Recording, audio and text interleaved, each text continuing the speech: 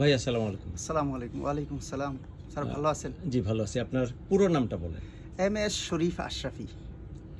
South সুদানে কবে আসছেন? আজকে ৫ দিন। আপনি সংক্ষেপে আপনার সাউথ সুদানে আসার অভিজ্ঞতাটা দর্শকদের উদ্দেশ্যে বলেন।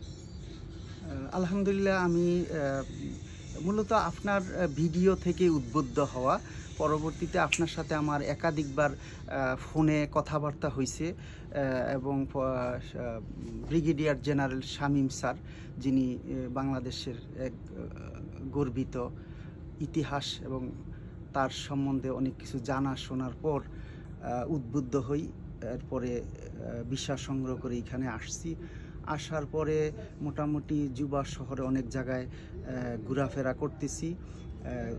ছোট ব্যবসা বাণিজ্যর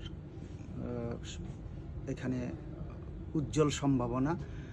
সেই সাথে আমার ব্যক্তিগতভাবে অ্যাগ্রো ফার্ম করার ইচ্ছা এখনও আছে, চেষ্টা করতেছি, জায়গা খুঁজতেছি। তো আশাবাদী। আপনার ব্যাকগ্রাউন্ড কি? আপনি দেশে কি করে এসেছেন? আমি দেশে প্রাইভেট সেক্টরে চাকরি করেছি।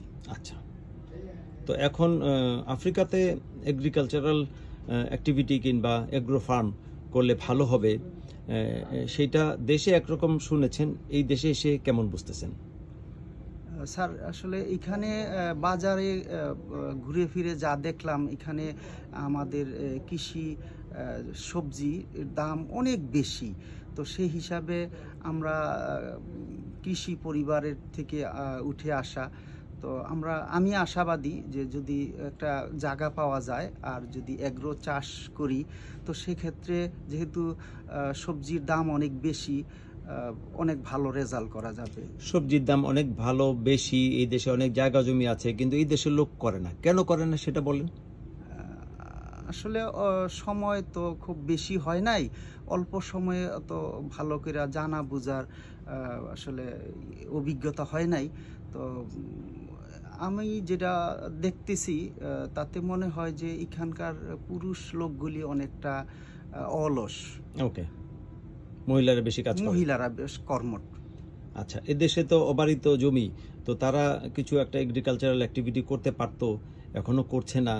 এটা কি সিকিউরিটির কোনো কারণে, নাকি না অলস, নাকি না তারা জানে না?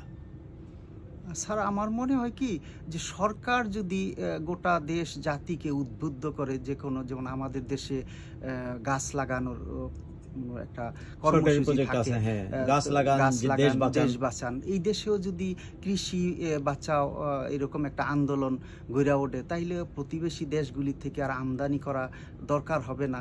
কারণ এখান থেকে আরো উল্টা অন্য দেশে তারা হ্যাঁ, সাব সাহারান আফ্রিকার অনেকগুলি দেশে তারা দিতে পারে। আর এখানে জমি অত্যন্ত উর্বর। আপনার জমি খুবই যে উর্বর। রাস্তাঘাট এই শহরে, যুবা শহরে, যেখানে সেখানে মনে পড়ে সেই জিয়াউর রহমানের কথা, যিনি সৌদি আরবে নিম গাছ দিয়েছেন। এখানে হাজার হাজার নিম গাছ এবং বড় বড় নিম গাছ, যেগুলি দেখলে খুব ভালো লাগে। আচ্ছা, এখন বলেন যে দেশে থাকতে কি ভেবেছিলেন, এখানে এসে কি কি বড় ধরনের পরিবর্তন আপনার চোখে পড়লো? এখানে যতটুকু মনে হয় যে আসলে এই কৃষি খামারটা উপরে কাজ করতে পারলে খুব ভালো হইতো, কিন্তু এখানে নিরাপত্তার কিছু অভাব থাকতে পারে বলে মনে হয় আমার। তারপরও যদি সরকার ব্যাপক উদ্যোগ নেয়, তাহলে সেগুলি ঘুরে, এই সরকার কৃষি খাতে ঘুরে দাঁড়ানো সম্ভব। তবে উজ্জ্বল সম্ভাবনা আছে এখানে। এছাড়া ক্ষুদ্র ব্যবসার বিষয়ে কিছু বলেন। ক্ষুদ্র ব্যবসা আমাদের বাংলাদেশিদের জন্য ছোট ছোট দোকানপাট ইতিমধ্যে যুবা শহরে অনেক দেখছি, হয়তো তারা সবাই ভালো করতেছে, আরো ভালো কিছু হবে আশাবাদী। খারাপ কি কি দেখলেন? খারাপ যা দেখছি তার মধ্যে প্রধানত এখানকার আল্লাহর বান্দারা, এই যুবকরা বেশিরভাগই অলস সময় কাটায়। এটা আসলে মানসিকতা। এটা এমন কি হতে পারে যে আমাদের দেশ থেকে যদি তাদের জন্য প্রশিক্ষণের মতো ট্রেনিং ইনস্টিটিউট করে তাদেরকে প্রশিক্ষণ দেওয়া যেত, তাহলে ভালো হতো? স্যার অবশ্যই সরকার যদি এরকম একটা উদ্যোগ নিত, যেমন আমাদের দেশে যুব উন্নয়ন অধিদপ্তর আছে, ব্যাপক প্রশিক্ষণ হয় বিভিন্ন কাজের উপর, এখানে এটা খুব দরকার, এটা হওয়া উচিত। উগান্ডা, কেনিয়া এই সমস্ত দেশ সম্পর্কে কেমন কেমন আইডিয়া হলো? স্যার যতটুকু খোঁজ নিছি উগান্ডাও ভালো দেশ, ওখানে আপনার এগ্রি খামারের জন্য যথেষ্ট উপযোগী এবং হচ্ছে, বিভিন্ন দেশ করছে। তো আমাদের দেশের মানুষও কিছু করছে, হয়তো আরও ব্যাপক হওয়া উচিত। বাংলাদেশ থেকে ক্ষুদ্র কিংবা মধ্যম ব্যবসায়ীরা আফ্রিকাতে আসতে পারে কিংবা আসলে ভালো হবে, কেন ভালো হবে আপনার অপিনিয়নটা শুনি। আমাদের দেশে স্যার বেকারত্বের সংখ্যা অনেক দিন দিন বেড়ে যাচ্ছে, কর্মসংস্থান খুব অভাব। তো সেই হিসাবে এখানে আসলে বিভিন্ন সেক্টরে আমাদের দেশের যুবকরা আসলে ভালো করবে, আমি আশাবাদী। আচ্ছা, আপনি কি একা এসছেন না আপনার সাথে কেউ আসছে? আমরা 2 জন আসছি। আচ্ছা, এখানে আরো 2-4 জন বন্ধু বান্ধব কারোর সাথে দেখা সাক্ষাৎ হলো? ইতিমধ্যে অনেক হয়েছে, প্রায় শতাধিক লোকের সাথে। শতাধিক লোক? জি, শতাধিক। তাদের মধ্যে কতজন আপনাকে নেগেটিভ বলল যে এখানে কষ্ট বেশি? আসলে স্যার এটা তো আমার দেশের আবহাওয়া, পরিবেশে, মানসিকতা যেটা, তাতে আমরা তো আসলে কারো ভালো খুব একটা পছন্দ করি না। তো সেই হিসেবে আমার কাছে মনে হয়েছে যে অনেকেই আমাকে উল্টাপাল্টা বলছে, কিন্তু আমি আমার জায়গায় অনর।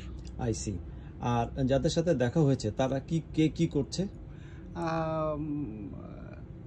টেইলার দোকান আছে, মুদি দোকান আছে, অনেকে চাকরি করছে।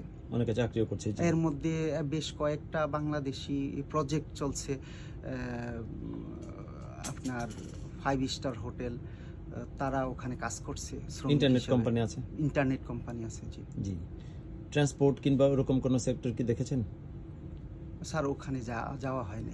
আপনি কি এখান থেকে সরাসরি বাংলাদেশে ফিরে যাবেন না উগান্ডা কিংবা অন্যান্য দেশেও যাবেন? আসলে স্যার আসছি তো একটা মহৎ উদ্দেশ্য নিয়ে, আল্লাহ পাক যদি হায়াতে বাঁচায় রাখে, রিজিকে ভালো কিছু রাখে, ভালো কিছু করার ইচ্ছা আছে, তারপরে দেশে যাওয়ার চিন্তা। এমনি দেশে যোগাযোগ করতে পারছেন? সব হ্যাঁ, ফোন ইত্যাদি কানেকশন হাতে মোবাইল আছে, খাওয়া দাওয়া ঠিক আছে তো? খাওয়া দাওয়া সবই ঠিক আছে। আচ্ছা, রাত্রে তো একলা না ঘুরে কারো না কারোর সাথে থাকেন নাকি? হ্যাঁ জি, বাসা নিছি। জি জি। তো আপনাকে অনেক ধন্যবাদ সময় দিয়ে কথা বলার জন্য। এটা আমাদের দেশের অনেকের উপকারে লাগবে। অনেক ধন্যবাদ। স্যার আপনিও অনেক মহৎ কাজ করে যাচ্ছেন দেশের সাথে, আল্লাহ আপনাকে নেক হায়াত দান করুন। সেই সাথে শামীম স্যারকে অভিনন্দন। জি, আপনাকে অনেক ধন্যবাদ। আসসালামু আলাইকুম। ওয়ালাইকুম আসসালাম ওয়া রাহমাতুল্লাহ।